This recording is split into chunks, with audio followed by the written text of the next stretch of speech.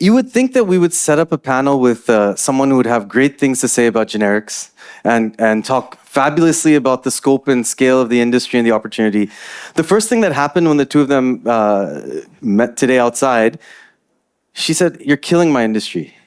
And he said, "No, but we're helping it." So maybe that's a good place to start. And Sid, maybe you can start by saying, how are you helping someone lose margin? I think we should start with the killing first. No, I think this is the only session जहाँ पे जो दोनों personalities are like contradicting है.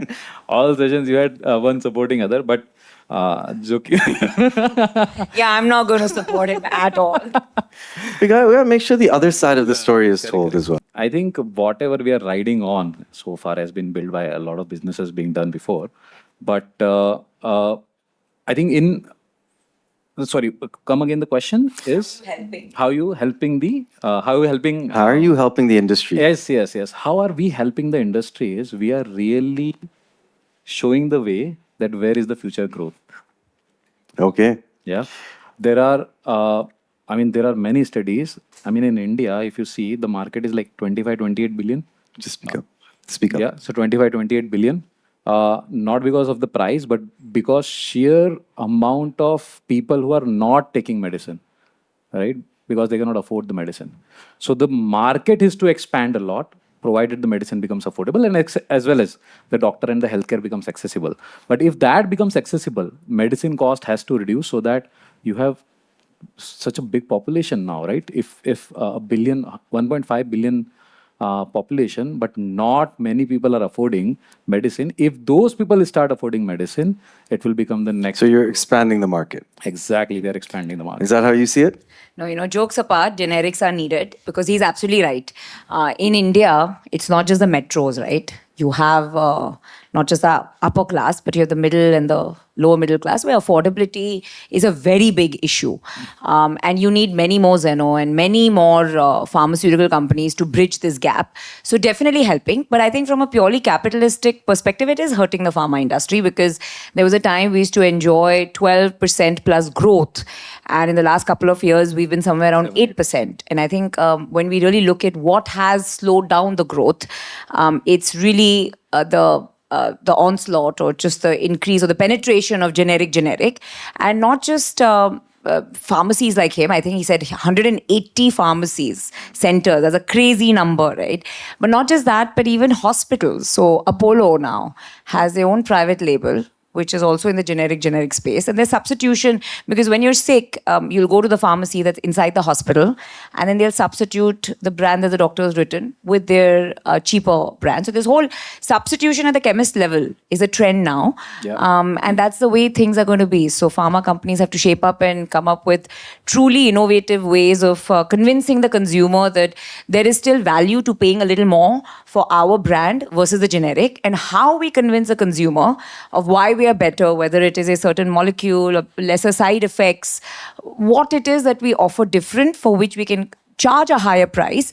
That onus is now on us. I mean, given the commoditized nature of it, do you think that that's viable to say that this product, now we often put up a slide where we'll say this medicine's at 127, I don't know if we have that slide, but this medicine at 127, actual cost of manufacturing is 8, it can be sold as a generic at 33, and then Good Aid sells it even further at 27. Because it's all getting manufactured at the same place. So for certain categories, will it be possible to actually differentiate in any way? It's not just so I'll give you two answers. One is a differentiation. So, for example, hypertension, most common condition. But we've come up with something called chirality. And chirality means you give half a dose without the side effects. So pedal edema, your ankle swelling is very common in hypertension. But our chiral molecule reduces the pedal edema by 80%. Now, something like that, if you charge a higher price, it's got an innovative angle to it. Doctors are prescribing it, patients are buying it. But other things, no. Now, let me give you another example of where innovation doesn't matter. 47, no, not 47, 57% Indian women are anemic, right? Now, with 57% being anemic, most are not taking the medicine. There are 45,000 gynacs in India.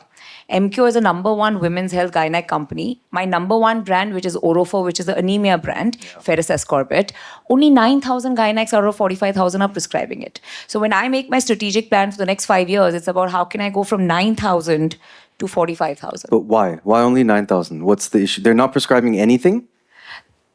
A lot of them are not prescribing things because they're not detecting it. They're not asking the woman to go and get a blood test done on time. They're not detecting the signs. Or then the women, they're supposed to take it long term. There's a compliance fall off in this country. People take it for a month and then they stop taking it. And then they don't go for their retest to see if their hemoglobin levels have gone up. So it's a very chalta hai attitude in this country. And if we can cap into more doctors prescribing, more women not stopping their medication, there's scope for everybody.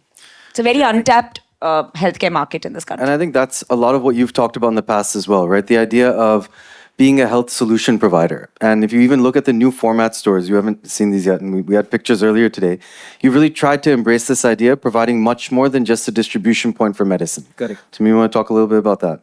Correct. I think the first question is what the pharma companies can do more is, I think one thing which they will definitely do or would like to do is, currently they have no engagement with the patients.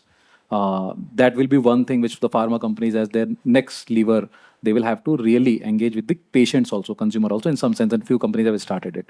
Now coming back to us, that healthcare for us is, medicine is the biggest part of it, and medicine is the biggest part in terms of out-of-pocket expense also happens maximum in medicine. So that is the first pie of healthcare which we wanted to democratize, because that is the essence and that is what our core existence is, to democratize healthcare, and medicine is the first part.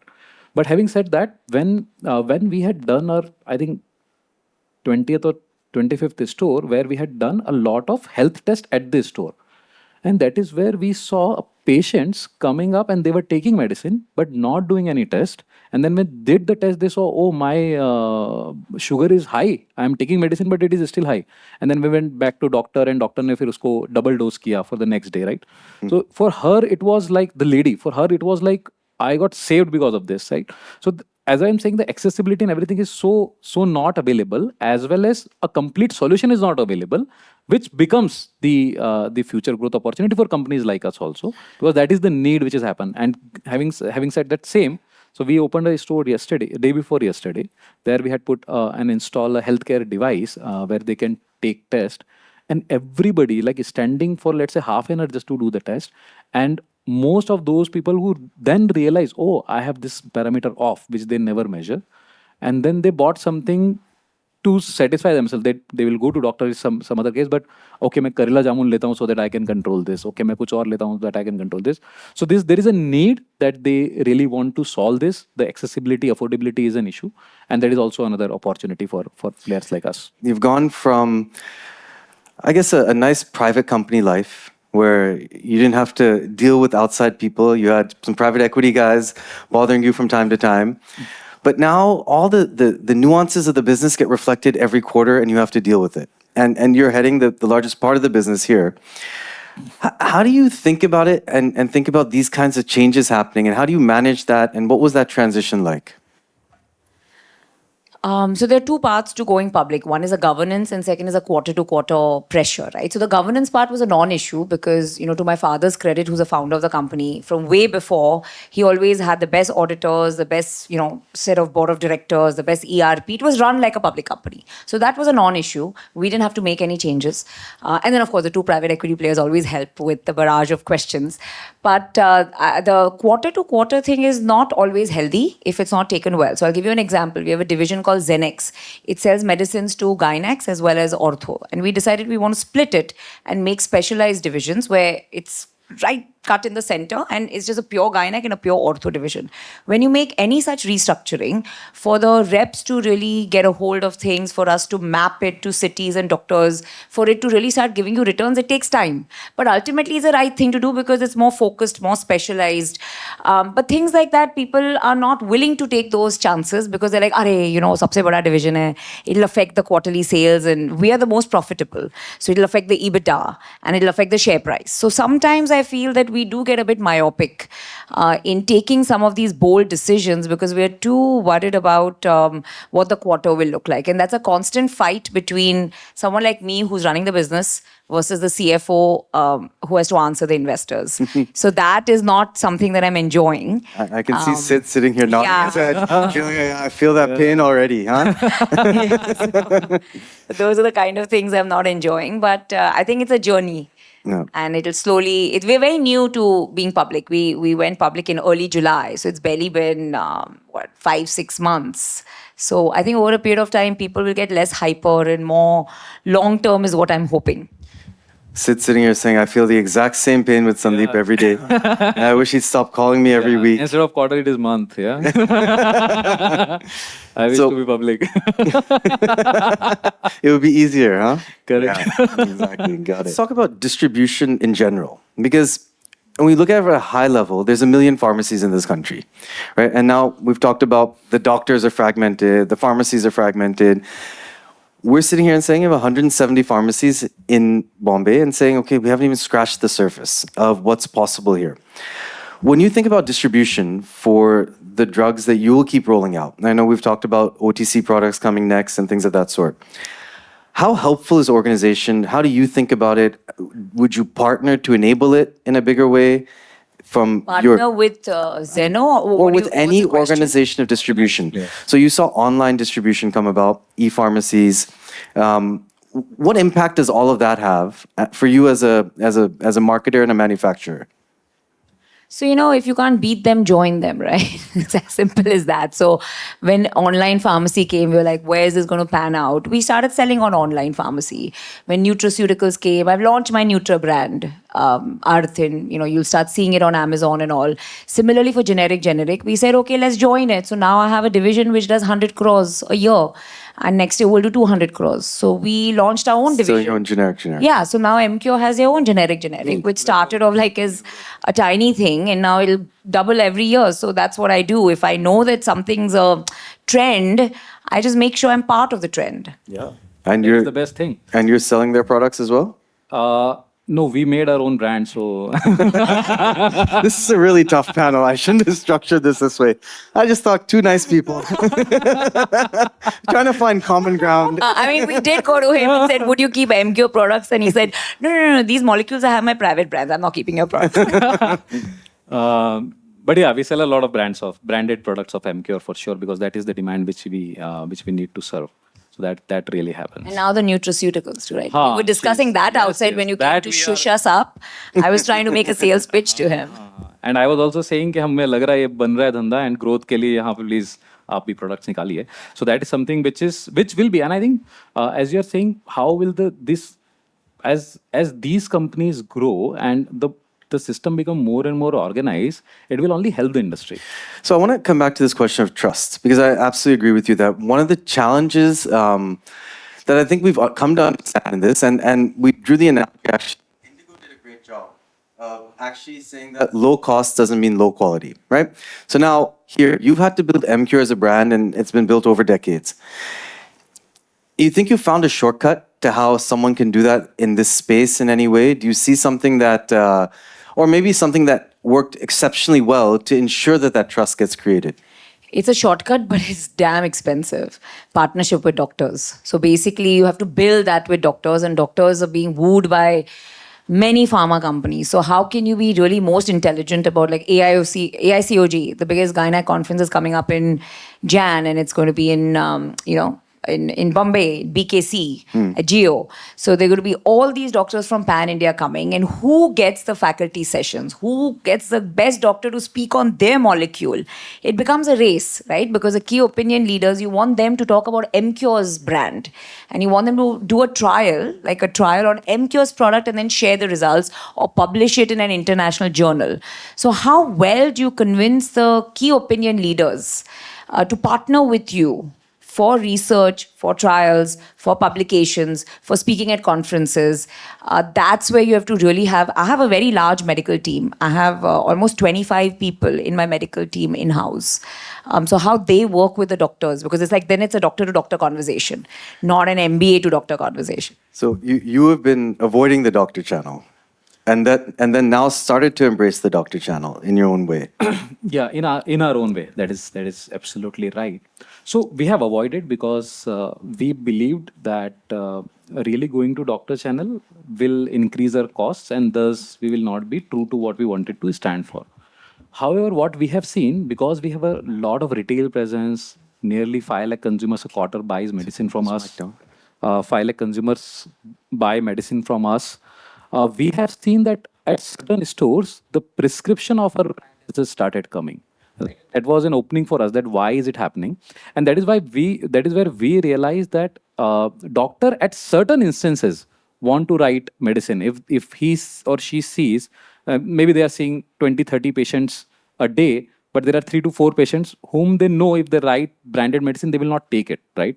They are background, or they will not take it, is the assessment which they can make, and they are very, very sharp in making that assessment. That is how they write brand also, right? In that they were having a gap where they want to write it, make sure that they gets quality, but they also buy it. It's an affordability also include. That is where we saw that few of the doctors have started writing it, and that is where we said that we will just do an education campaign to doctor that there is a very high quality brand which is available at affordable price. Given the volume of deals you see on Shark Tank, do you see much coming in the pharma space in that world? None in the pharma space, but lately a lot in the nutraceutical space. So there's definitely a huge tailwind, like you call it the COVID revenge, right? Whether it's travel or other areas, you've seen certain trends or sensibility emerge post-COVID, and becoming more health aware and just popping a lot of supplements is definitely a trend. That's a post-COVID trend globally. There've been a lot of nutraceutical companies that have come on Shark Tank, but none in the pharma space, because pharma is a different animal. I mean, the kind of capex involved in starting pharma, you have to be extremely foolish to do that. And I think most startup founders are actually doing things a little easier. Yeah. And pharma as a space is slightly high involvement and different category than anything else. Are you seeing nutraceuticals in customers now more so? Yeah, so nutraceutical as an industry, so it is growing for sure in India also. A lot of people now in the age of like 25 to 30 or 30 to 35, they are really taking this. For example, my wife is taking like this health supplement just for hairs, right? And this is all starting up very, very, very huge demand in India for Nutra, for sure. And people are stupid. There was just last week, there was a company that came on Shark Tank, 3,000 rupee product, 60 capsules. So it's a 1 month, 2 times a day. And all it had was glutathione and primrose oil. Yeah. That does nothing to you. And they were selling like crazy. That was a hero product. So consumers also at some point will start understanding labels and becoming more educated of what they pay 3,000 rupees for. Correct. So instead of pharma, they have taken a section of pharma which can be marketed to consumers, is what they are doing it. Because that is what they can do and understand and grow fast. Pharma is like deep involvement category.